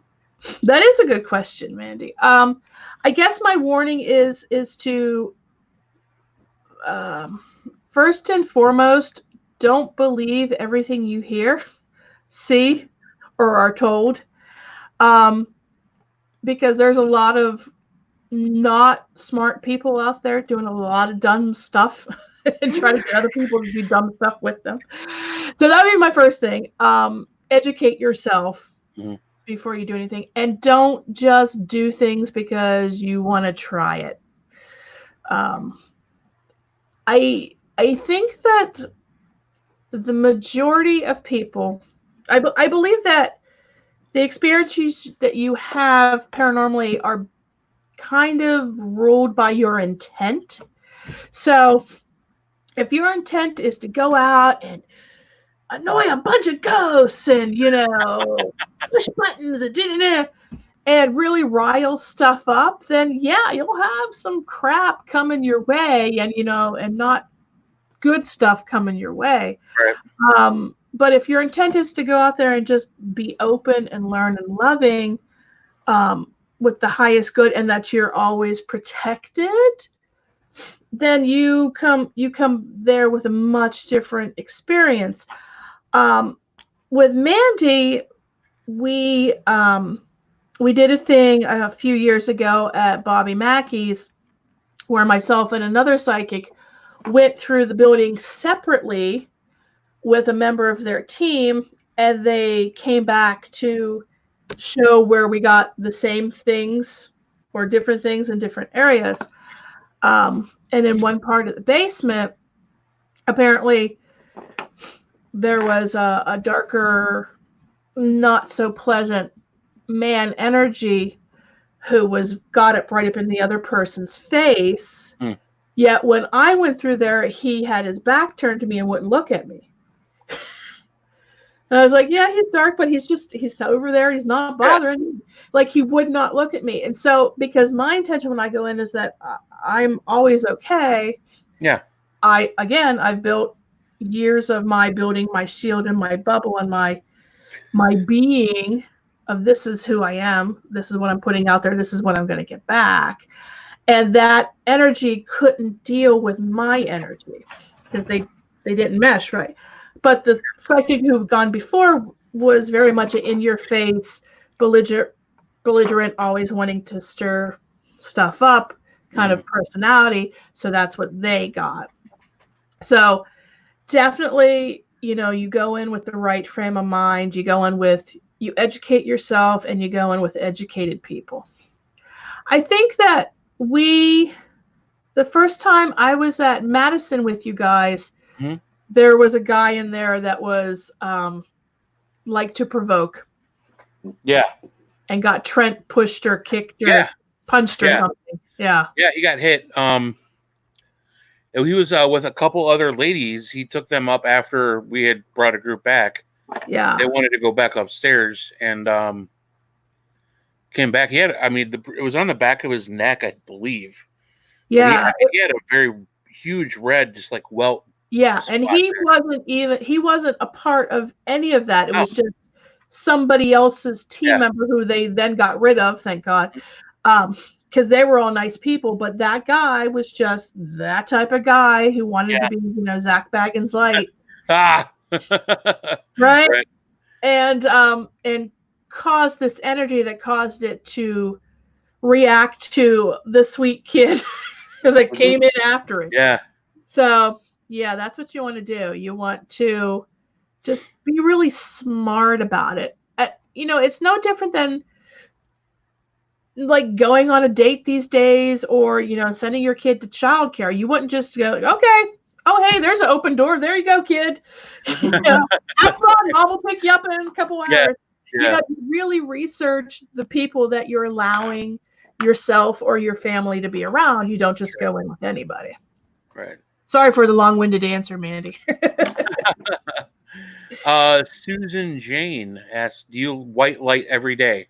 Yes, I do. So the white light, the divine white light from above, I do that every day. I call it showering with the white light. And that's what I tell all my students to do. Every day, shower.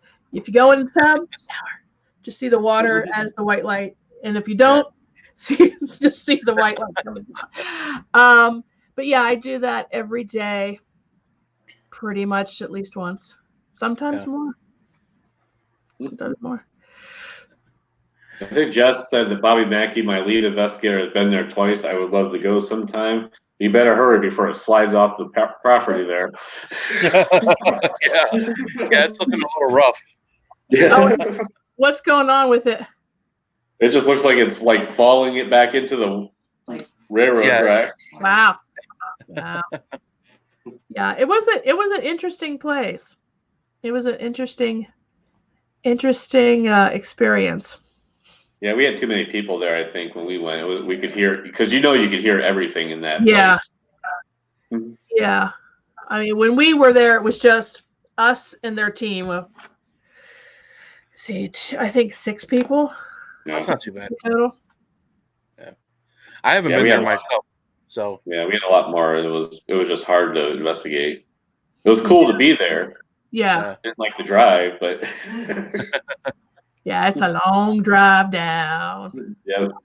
Hey, quick shout out to Brian Baum from the Bearded Paranormal. What's up, buddy? Hey, Brian. Hope you're all doing well out there in PA. Once this is all over, we'll have you back out on the show. Hopefully, we get back into the studio soon, but I don't see that happening too shortly. Yeah, I think it's going to be a while. Yeah. I think it's going to be a while. I don't predict pandemic stuff because there's too many pathways, of people Sure. to try to cone in, but I just feel the general consensus is too many people are dumb. And That's what it is. Yeah, it is. Yeah. So true. Confusing being inconvenienced with a right to freedom, and and it's not the death rate. The mortality rate is relatively low, but it's the strain that the sickness puts on the health care facilities and doctors that is really the issue with it. And I got very sick at the beginning of this year, really sick at the end of the year. Yeah, we're out for a while. And I am looking forward to taking the antibody test to see if I had it. Yeah. Because I was bedridden for 6 weeks. Yeah. Wow. At the time, I thought it was the flu and bronchitis. Doctors like, it's no big, whatever. But I literally thought I was dying for 2 days. Like, literally, I told Rob, I'm like, I'm not going to make it. I said goodbye to my pets. Oh, geez. There was a dark figure at the end of my bed. Yeah. Like for 2 days, and at the second day, I'm like, just take me. I'm ready to go. I'm ready to go. And then I passed out for 16 hours and then woke up feeling a little bit better. But yeah, I was really, really, really, I've never been that sick in my life. So I'm curious if I had it too. I think it's far more prevalent than we believe it is, Ben. Oh, yeah. I mean, they said there were cases of this probably last year. Yeah. Yeah. I think he says she thinks it's been here a lot longer. Yeah. Yeah, I'm not surprised. And viruses mutate. That's what they do, And this is just a really bad mutation. And I'm grateful that it's not like The Walking Dead where like people are just keeling over, left to right. But then part of me is like, is that what people need to see to take it seriously? Like, do you need to know like you're going to get sick one day and be on a slab in the morgue the next? I mean, does it have to be that harsh of a reality for people to just be like, yeah, this sucks. Unfortunately, I think it does. I think it does too, and it's sad because I don't want that. I don't want that. I talk to my friends overseas, and they're just like, what are you people doing there? Why are you people on the beach? Why are you people going out? I'm like, I'm not. I haven't been outside the house since January 19th. They just don't get it. And it's rough and it's ugly, but I think it's going to last for a while. I think it will get better through the summer as flus do. And I think it'll come back with a vengeance next fall. And I hate to say that. Yeah. I hate to say it, but I think that's just the case. So I think we all need to construct our own little cootie cages, plastic bubbles, so we can go out and be around other people. But yeah, it's just awful. It's awful. Yeah. I mean, like I was reading that the Spanish flu, that like the first time around, like it was lower mortality rate. When it came back the second time around, when everybody thought it was all right to do all this stuff, it blasted everybody out. Yeah. Yeah. And it's too recent to really know what it is, how it really affects people. I mean, we don't know if you've had it, if you can get it again, like chickenpox, or not. As far as a vaccine, we don't have a vaccine for AIDS virus, and that's over 30 years. Right. The flu vaccine has only 45 to 65% efficacy rate, which means you got a 50-50 chance of getting the flu when you get the flu shot. It's not going to be fixed anytime soon. So everybody should be really patient with everybody else. Be nice to everybody else. 6 feet. 6 feet. And just trust me, I get it. I would love to go shopping. I would love to get my hair done. But I don't want to be sick. I don't want to be that sick again. I really don't want to ever be that sick. And I don't want to get anybody else sick. So I get it. But let's just all be nice to each other while we can. I'm pretty sure that I would be the carrier because I don't get sick that often, but I think I carry it with me. Yeah. Rob doesn't get sick either, and he got sick too. He didn't get as sick as I did, but he was sick, and that was really weird because he never. We got married in 80. I'll say 89 because I don't remember. We got married a long time ago. And he's been to the doctor twice in 20 years. Yeah, because he doesn't get sick. He might get a cold maybe once every 7 years. Yeah. I think he's had the flu once before this. He just doesn't get sick. And he was like, we were both like, oh, it was awful. Wow. I don't get sick too well. I mean, I get a lot of like allergy, sinusy stuff, but I never get like laid out sick. Yeah. I mean, the last time I was sick was maybe 3 years ago.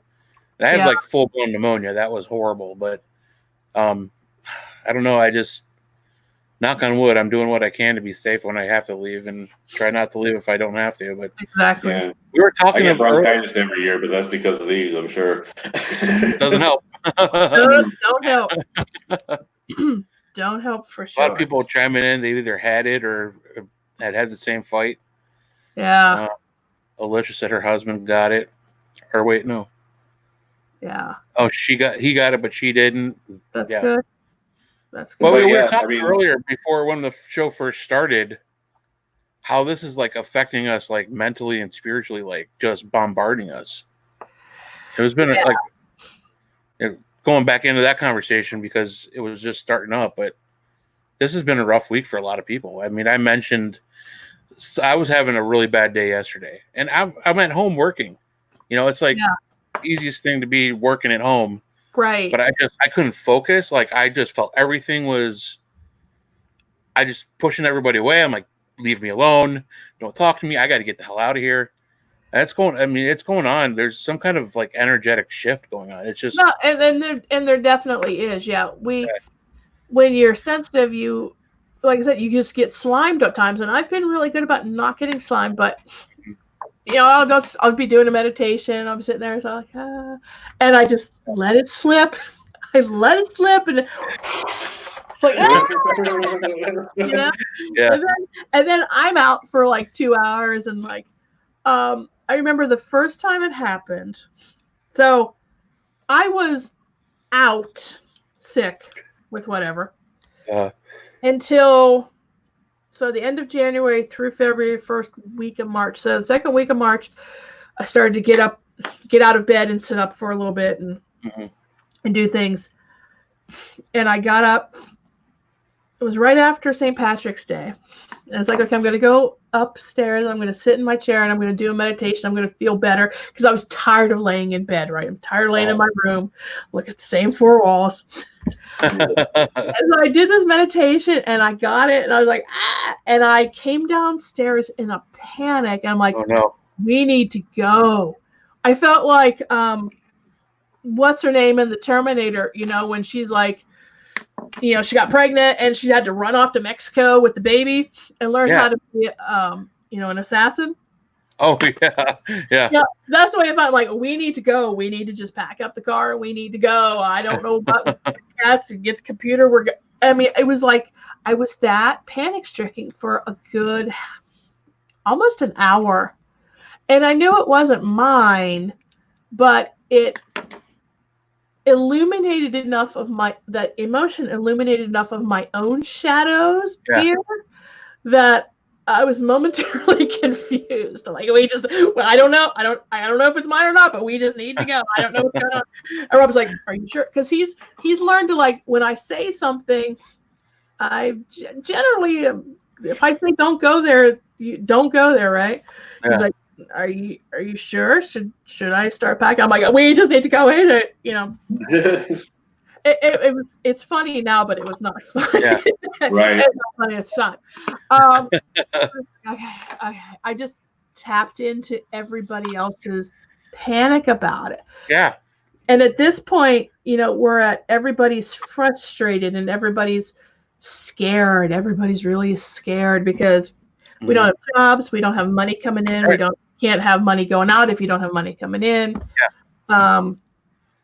Nothing is normal. We don't have normal. We can't go back to normal. We have to create a new normal. We don't know what that's going to be. Right. If you got kids, grandkids, you're worried about what tomorrow's going to be for them. So we've got all this fear, and it's kind of like coming to a head this week. Yeah. You know, and we're all feeling it. So the best thing you can do is to just remind yourself, it's like, okay, take a big deep breath in and sink into the earth and be like, okay, I'm just feeling what everybody else is feeling. This isn't mine per se. This is everybody else's. And I can just let it, and just what I call flush the toilet. Just let it go down.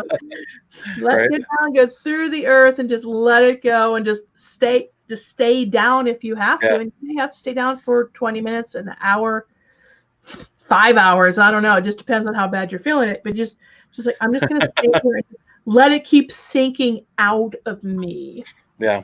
You know, and sadly, we as empaths are kind of needed to help filter that emotion from people, but we can't keep it as our own.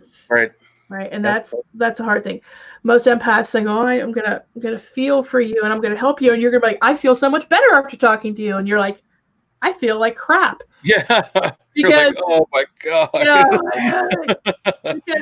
because you haven't learned to just let it go. You know, like you guys have watched me do readings where I'll start crying before the other person because I'm allowing their emotions to come in me, and then we just let it go. Just flush it out. Flush that shit out. I've been trying, and like you said, but it's just so hard because it's like a nonstop barrage. It's like I can't. I'll be okay, and then let the guard down a little bit and just kind of get back into the routine, and before I know it, it's just it's coming at me. It's right now for sensitives. It's like boot camp. Yeah. It's just never ending. You got to just keep it up all the time, and you got to work on strengthening the walls so that it's more second nature to be like this than to kind of be like this. You know what I'm saying?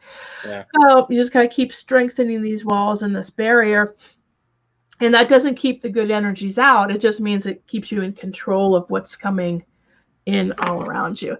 But, it's like when you're surfing, you can ride a little wave or you're going to get right. over. Yeah. And you go under and you come back up and your board's still attached and you get back on and you try to ride another one.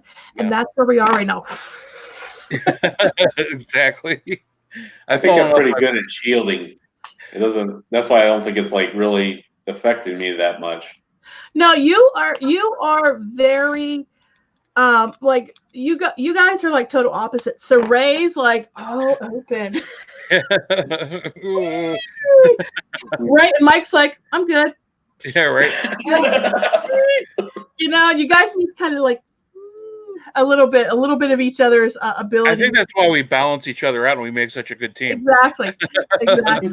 But Mike's because I come to him with all frantic about things that are going on, and it could be the smallest thing, and it's just I'm like and he's like, oh, it'll work out, and I'm like, oh, okay. He's very much around. He's very, which is good to have him on investigation because he brings that level of balance to everything. Susan, Kate said that's why she married me.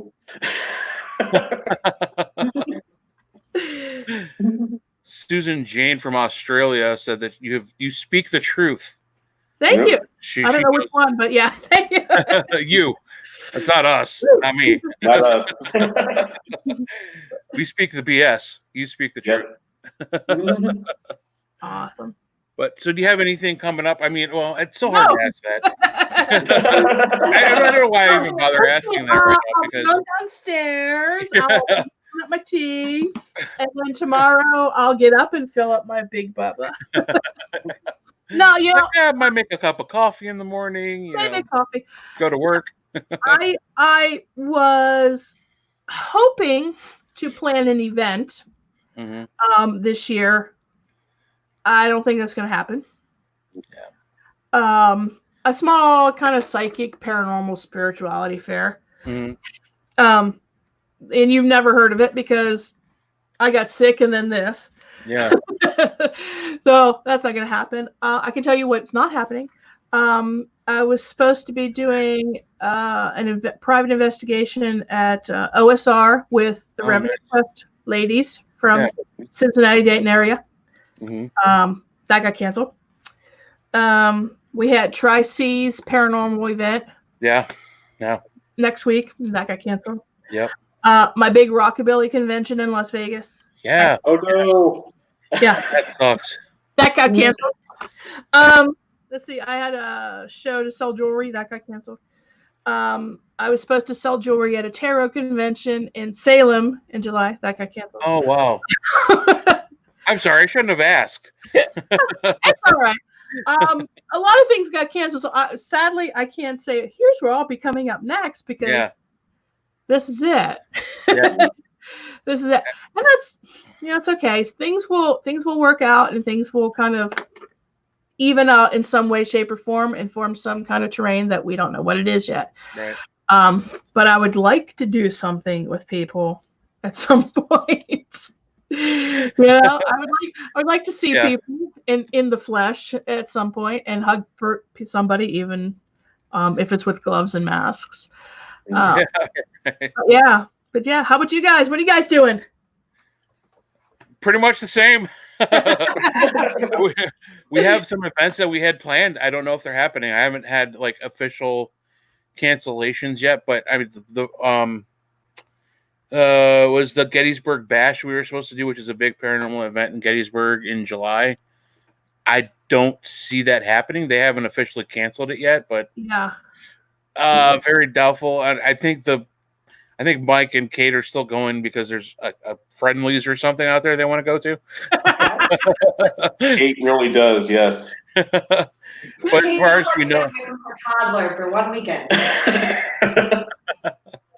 But I don't think that's going to happen. I mean, I don't know. I know. October we were supposed to do the Fright Fest out in Fort Wayne. Yeah. That's I haven't heard any of.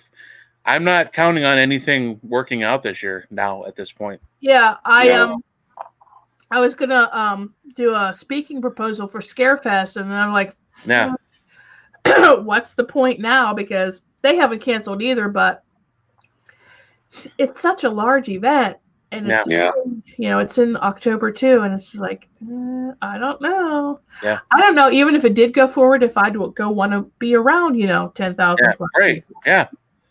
Well, because that's probably when it'll spike up again. Yeah. Exactly. It's not. Everybody's saying that too. It's gonna die down in the summer because the heat and humidity is gonna kill everything off for a little bit.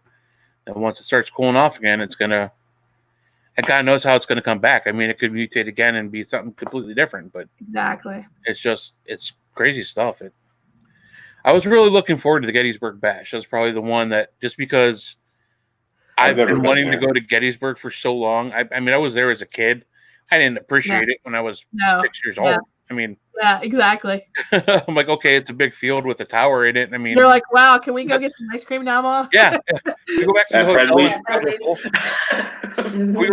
go to Friendlies. We go back to the hotel so I could hit the pool for a bit. I mean, but yeah, I mean, we were really looking forward to that, and I doubt it's going to happen. I mean. I don't know. I mean, just even doing it like a small investigation is questionable. So, we were supposed to do Shalersville a couple weeks ago. That didn't happen. We were planning the old licking jail. They're not. Yeah, they're not taking any reservations anymore at this point. It's just. Oh. I know everything. Like I said, I investigated my truck the other day, like a couple weeks ago. I'm like, it's getting bad enough where I'm just going to take that spirit box Jeff Fent made for me and just like go and walk around the neighborhood. I told him I was going to go down to Antique Farm and just walk around the outside. Right. Here's the thing. You can, though, right? So you can have an online live event like this at a location that you don't have to necessarily be inside of. True. Yeah. Right. Yeah. Like I said, if I can do readings and walkthroughs and not physically be there, that shows you that you can do the same thing. So you can go to Shalersville Museum and sit in the parking lot. Yeah. Or go up on the nice porch and sit on the porch. Yeah. You know, and do your thing. You know, and I should have done that. Yes, I mean yesterday when I was there, should have just grabbed the spirit box or something, recorder. I could have used my phone. I didn't even think about it, but I was too much in my head and like fighting depression and just trying to get over whatever I was going through. Damn it, Ray, if you investigate without me, I will come through this computer. And there's that. I knew if I did that. That's the other thing. Mike can go too. You like in Shalersville because they've got that nice big porch. Yeah. You can stay 6 feet away. You guys can be at opposite ends of the porch. We had something happen in the parking lot there. I mean, Yeah, we had stuff happen in the parking lot. Yeah, you can be in either party. They got that one building done now, right? The little side building. Yeah. Yeah. Yeah.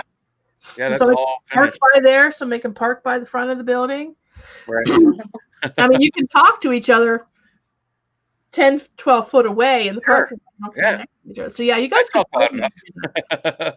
you guys should do that as a social experiment. There we go. That's a good idea. You know? I'm sure if I just say, hey, Ron, we're going to go sit on the porch for about an hour and film and like record and run some EVP, you'd be like, whatever. Yeah, Don't touch anything. Right. He's not Don't touch That works out for me because I only like to be like 6 feet away from Ray anyway. So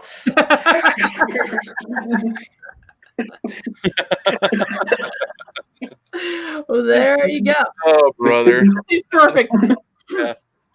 But yeah, you guys should do that. Yeah, we could do something. I mean, thank God for the internet because I mean, this is the way we're all like. I mean, this is the way. Yeah. Not to quote the Mandalorian, but this is the way. Right. This is the way we're getting along and meeting and trying to be social. Thank God, I guess, right? Although I had to like take Facebook off my phone and stuff. That's what I said. Yeah. I saw your message like weeks later. I'm like, oh, sorry. It wasn't that far. It was only like a couple days. Oh, no. Because people are getting really people are. It's like this is the only way of communicating with people, and then people are getting really ugly.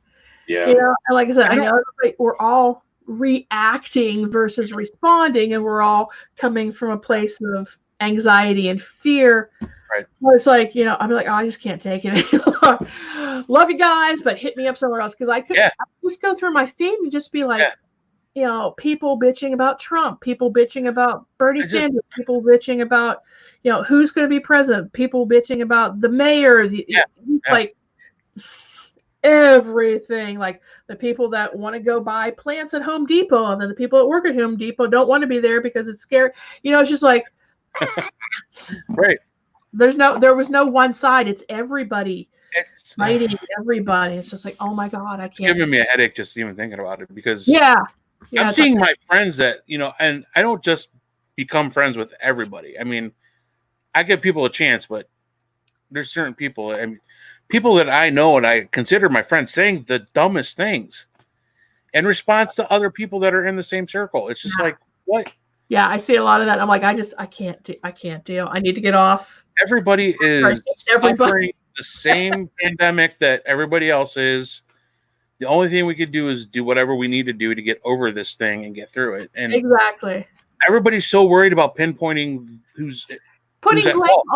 putting blame because it's easier for humans to blame somebody than to deal just with the fact that none of us know what the hell is going on or what's going to happen or what we're going to do. Like, because it's easier for me to say, oh, I'm going to blame you. I'm going to blame Mike. It's Mike's fault. Right. Zero. It is Mike's fault. He's sitting down there all Mr. Cool, like, oh, it's not bothering me.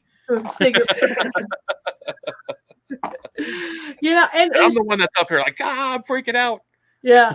And it's especially hard for us who feel it from everybody. So you're feeling the pain of the people who are attacking, and you're feeling the pain of people who are being attacked, and so I had to as much as like this is my only way to like not my only way, but one of my few ways of like conversing with people. I'm like, hit me up on something else because I can't be on Facebook anymore. Yeah. I just Yeah. can't.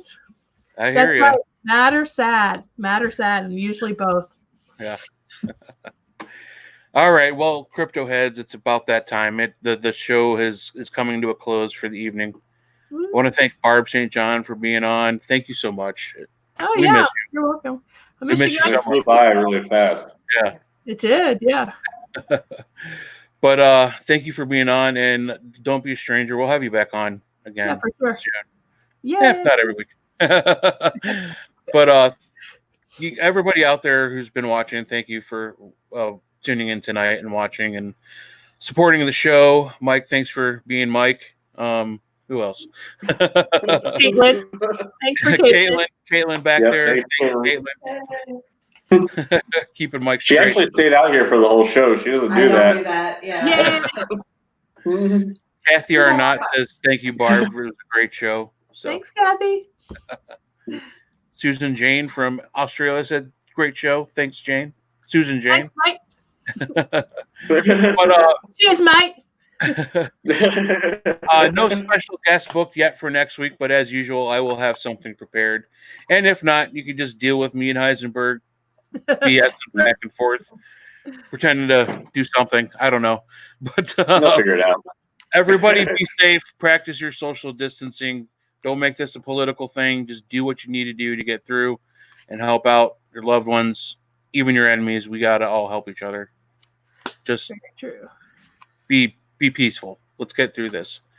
We will spook you later, Crypto Heads. Good night. Bye. Bye. Bye.